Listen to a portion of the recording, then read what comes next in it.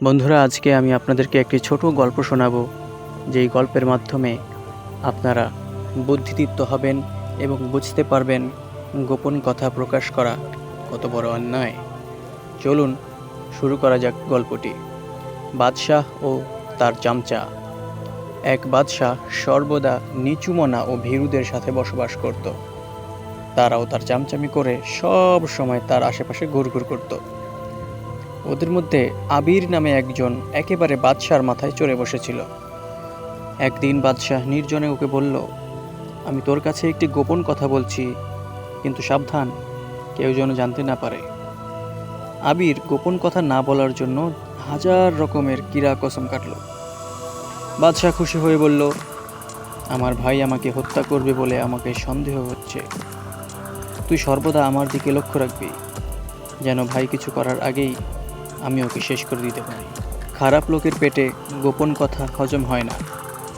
আবির সুযোগ পেয়েই সব কথা বাদশার ভাইয়ের কাছে প্রকাশ করে দিল। এজন্য সে তার বিনিময়ে আবিরকে অনেক উপঢৌকন প্রদান করল। ফলে সে কৌশলে বাদশার নিকট থেকে দূরে সরে থাকল এবং গোপনে তাকে শেষ করার উপায় খুঁজতে লাগলো।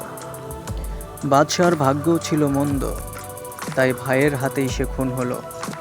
ভাই সিংহাসনে বসে প্রথমেই বিশ্বাসঘাতক আবিরের মৃত্যুদণ্ড ঘোষণা করল।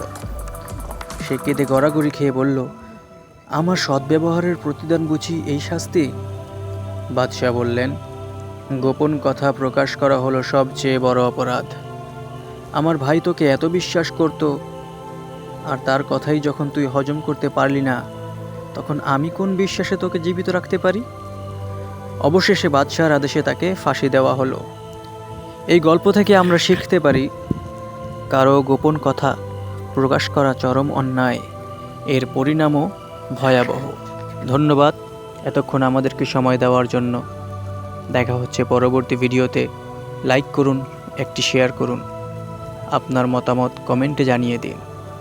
ধন্যবাদ, ভালো থাকবেন।